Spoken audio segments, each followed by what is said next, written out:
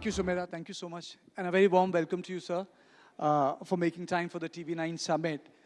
As my colleague, Sumera used the word Chanakya, you are also known as the troubleshooter of the Congress party. Don't you get tired from running from one city to another city to solve all the problems of the Congress party, apart from running all the departments back home? So, good evening. Thanks for inviting me, though I had my assembly session. Since I promised, I showed you that I will come back, I have come here. You're asking me whether I'm tired. Yes, the word Chanakya, you are the main troubleshooter. You were in Assam. If there's a problem, then, the DK is pressed into service. See, in any army, whether any soldier will get tired, he has to fight. Whether he dies or he leaves his trust, there is no opportunity, no option.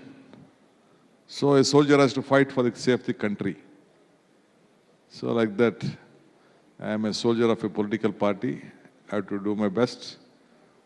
But do you get time for yourself? No, time definitely is not for us. For a politician who takes politics very seriously, who works 24/7. Yesterday night I met at 2 o'clock, I slept at 2 o'clock. Till 1:30, sometimes I meet people, 2 it happens.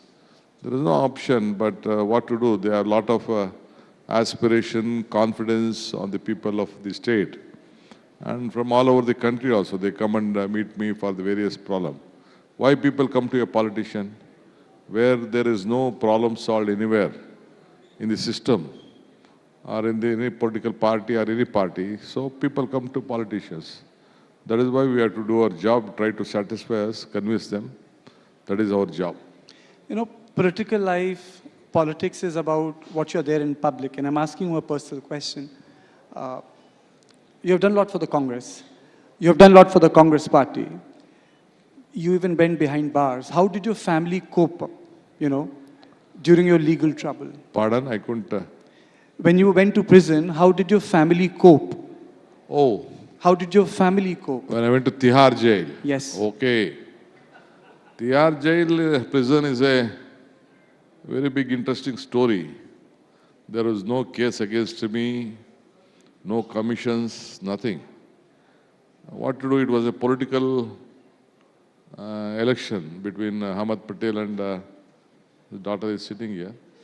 Ahmad Patel and Amit Shah. So right happened. Then ultimately they dragged me to the court, filed ED cases, income tax cases. Fortunately, the law of this land cleared me. And now I'm out of the TD case, number one. When I was in jail, definitely it was a stress. For me, I was ready to face it because I knew that what will happen. But I was only worrying about my family because my children are young. What they have to answer to the public.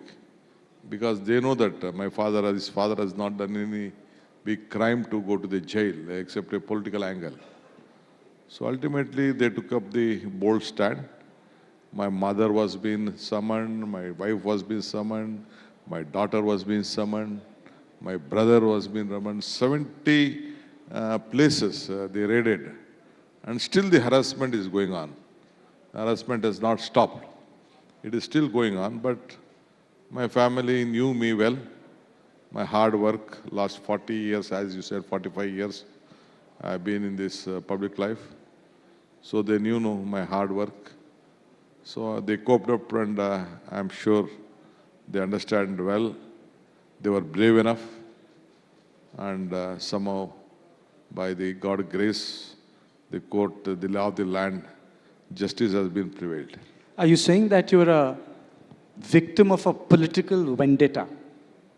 Of course, political vendetta is the main issue. What more is there? As I rightly said earlier, there was no inquiry on me on any issue. There were no corruption charges on me. Even now there is no corruption charges on me. But the portray, even your TV and many TVs portrayed that crores of rupees, tons of this one cash, huge cash was being seized. Nothing was being seized in my house, except in my Delhi house I had some 40 lakhs. I'm an agriculturist, a big agriculturist. So anyway, I had some money. So apart from that, nothing was being found in my house. Okay. Now, let me talk about your recent trip. You were in Assam. You did a lot of troubleshooting for the Congress party. Does Congress stand a chance? Himanta Biswa Sarma is doing a very robust, I don't I must want say, to campaign. speak. I don't want to speak on the BJP leadership or BJP candidate or BJP chief minister there. The people of Assam, a young man we have chosen to be our face, is the president. His father has served for 15 years and a very senior leader. Under his leadership, the entire Congress party has been united, working hard. And the people of Assam wanted a change.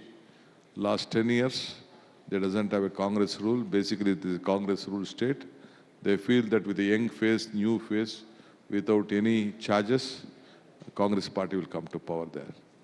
Himanta Biswa Sarma has been saying, and I asked you because he's a former congressman, he has been saying that he decides 30% of the tickets of the Congress party.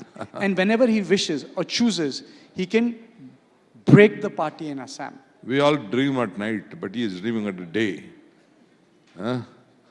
How can he decide a Congress party? I think the congressmen are there. Congressmen in the entire BJP are there. And the BJP is the genuine BJP workers who are being suffering, suffocating, will answer at the appropriate time.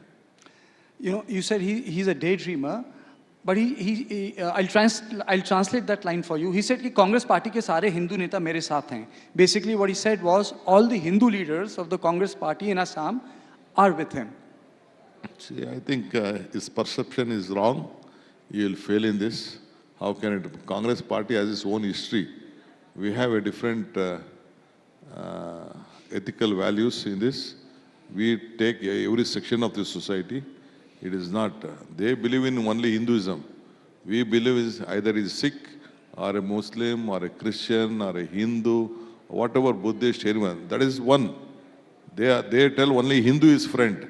We tell all of us join together, we are one. That is what India and the Congress party is there.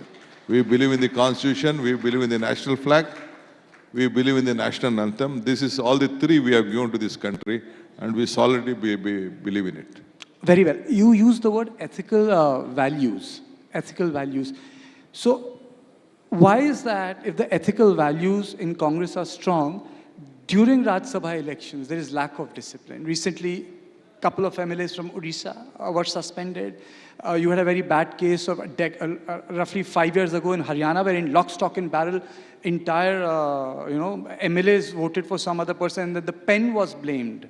And an independent, came to Rajya Sabha, and similar incidents have happened all over the place. People say this is, ye to resort politics, sorry, that's the word which is very commonly used. So then why does it happen if the ethical values are strong? See, in the recent days, last 30 or 40 years, BJP has come to, has emerged as a political party. Earlier, Mr. Vajpayee and Advani, only two used to be in the parliament. But now, their number is big there. They doesn't have any ethical values. They are the fathers of Operation Lotus. They believe in Operation Lotus, breaking parties, bribing MLAs, bringing them, making them resign, making them to contest. What they did in Karnataka, what they did in other states, what they did in Haryana. This is what, they should win the election first, then they should have. Without winning the election, what happened in Maharashtra? Did Maharashtra give them a clear mandate last time? They did not. They broke NCP, they broke Shiv Sena, and then they formed the government. That is what, even in Karnataka also at the time of Yediyurappa, they did the same thing. So they doesn't have any ethical values. But we believe in ethical values. We never try to break political parties. We believe in the people of the state, we believe in the people of country, and that is what we are working out. But there is also other side of the story. You may disagree with me. If you look at the way BJP has functioned, they won the election in Haryana where Congress was supposed to sweep. So they know how to fight back. Let me be the devil's advocate here. Look at the way they made a comeback in Maharashtra. You did so well in Lok Sabha elections. They formed the government. You did so well in Haryana during Lok Sabha elections. They came back to power in Haryana. Look what has happened in Bihar. So, I mean to say, you have to accommodate. They do See, fight back. I don't, I agree with whatever the people of this country has given a state or the country has given a mandate. In politics, nothing is permanent. The sun has to rise, sun has to dip down. Day will come, night will come. So even your shadow will not be with you always. Even shadows also skip. From morning it will be straight, afternoon it comes this one, night it will disappear. And the day will come. Same BJP also one day it will disappear and the shadow will reach there. तो आप कह रहे हैं इस रात की सुबह होगी. There is a phrase in Hindi, इस रात की सुबह होगी. So there will be a morning. Will you better tell me in English? Oh yes, will there be another morning for the Congress party? Of course, of course. Nothing is, see, for Congress party, we had a massive mandate earlier and all. Then after some time again under the leadership of Sonia Gandhi, UPA came, Manmohan Singh were there for 10 years. Now again, 3 terms we have lost the elections. Again, time will come. We are very confident. The people of country wanted a change and it will happen. Let me ask this question to you before I get back to the issues of Karnataka, Bangalore, civic issues, the projects you have started, the peripheral highway, your views on why people in Bangalore should be more law-abiding, everything. So why did you sing Namaste Sada Vatsale? Why did you sing Namaste Sada Vatsale? Oh my God. At that point of time, people felt there's a way in Hindi how to put it कि आप गाना गुनगुनाते हुए बेंगलुरु से नागपुर ना चले जाएं. See, one thing, number one, see, I'm a political leader, worker with a young age. When I was a student leader, I contested my elections. I should know who is my enemy, what are their values, what are their agenda. So it may be a communist party, it may be a BJP, it may be RSS. We should like to know about enemies first, then only you can fight. So when the BJP opposition leader was speaking, I was telling them, my friend, I know your party better than me, where you are from, which grassroots you are. That is why I said that I gave a stance, I know your party well, and the root of your party is your BJP, and I said, I know better than your party than me, than all of you. That is why I sang. Apart from that, there is nothing. So I am a born congressman. I will die as a congressman. There is no doubt in it. I am committed to the ideology of the Congress party and the secular fabric of this country. So what value did you understand when you sung that song Namaste Sada Nothing. Vatsale? I knew. I know Vande Mataram. I know this one. I know everything issues. I can recite any slokas, few slokas in Sanskrit. I know about Ramayana. I know about Chanakya Niti. I've learned a lot of though I'm not a highly educated man. I would not concentrate much on education. But with my experience, I have learned a lot of things. Okay. So tell me, why do senior leaders in your party in Karnataka, senior leaders in Karnataka speak out of turn? I mean, so you haven't spoken about chief ministership, but some supporter of yours will speak. Why do they speak on your behalf? I don't want anyone to speak on my behalf. My entire number is 139. All of them are united. All of them will speak to me. All of them are with the chief minister. All of them are with me. There is no question whether they speak or not. Some of them have little bit desires. They feel whoever is nearer, they try to prop up. But I feel everyone is one. There is nothing on that point. I'll come back to this question, but let's talk about Bangalore. I think that's the most important thing. It's a beautiful city. It's nation's pride. It's IT capital. It has done great service to this country, Bangalore. And it's a great place, great weather, a lot of good places to eat. But then why is it in news for all the wrong reasons? Wrong reasons, potholes, garbage, road, traffic. So my question to you is, what are you doing to resolve all these issues? See, compared to other parts, Bangalore and Karnataka, we are very free to everyone. In Delhi, no one speaks.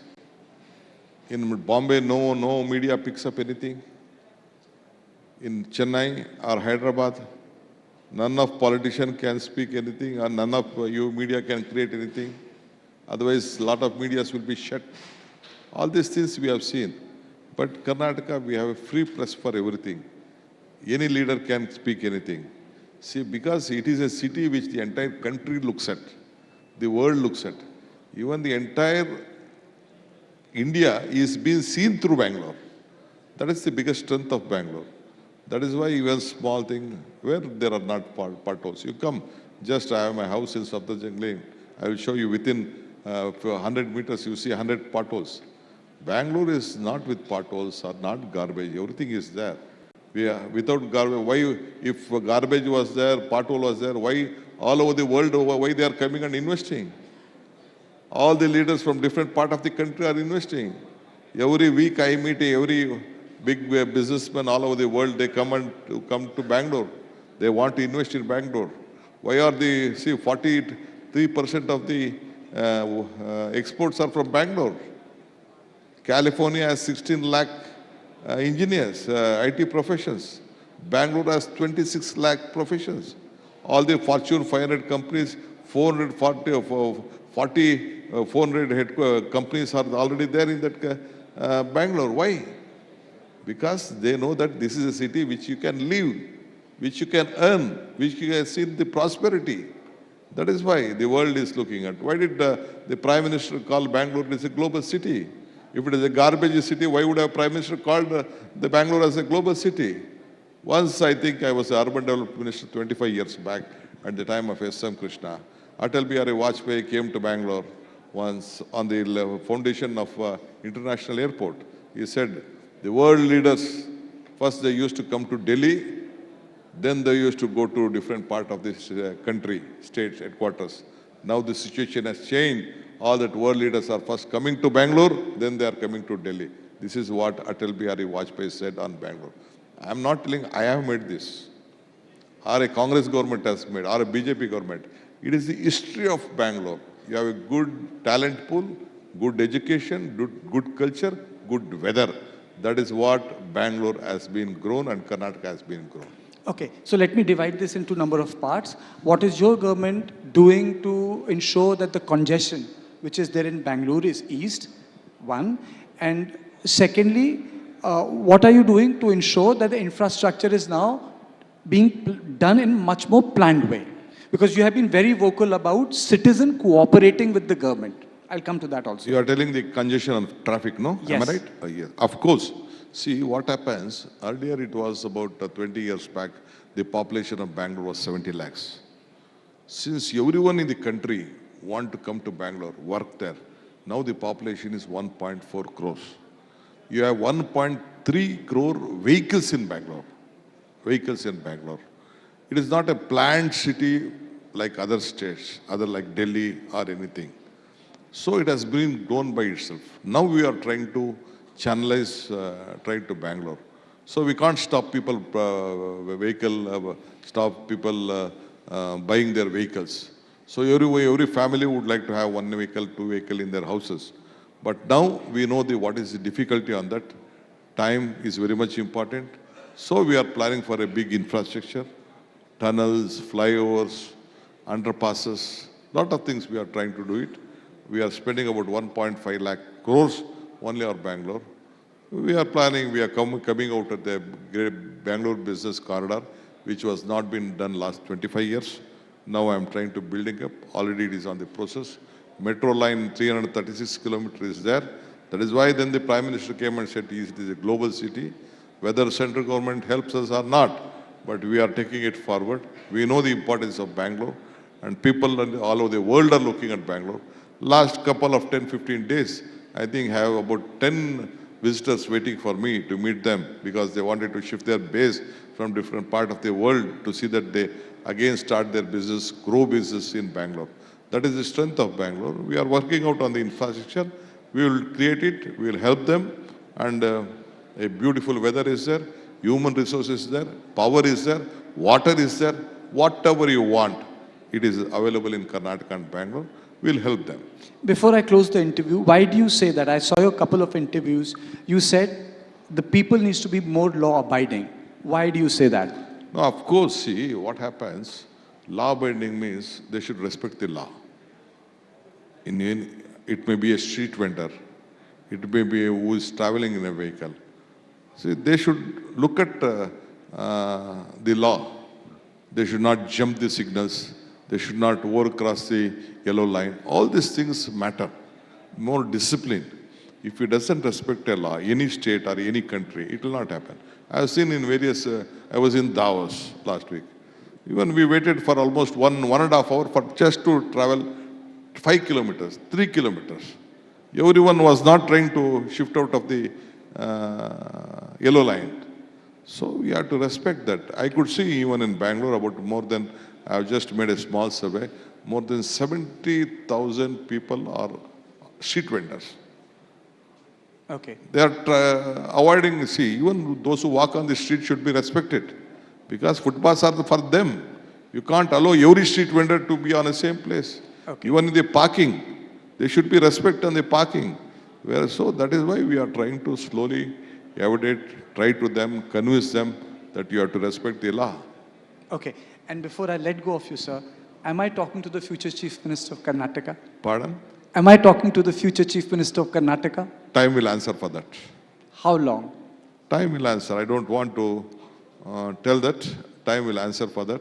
My party will reply to it at the appropriate time. Will it happen soon? Will it happen soon, I sir? don't want to comment on it. I am on my job. Whatever work, whatever the party gives me, just I do it. That's all simple. I leave it rest to them. Thank you so much, sir. Thank you. Thank you.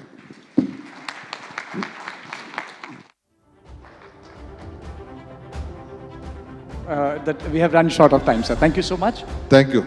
And sir, please be on the stage. अभी अभिनंदन बाकी है।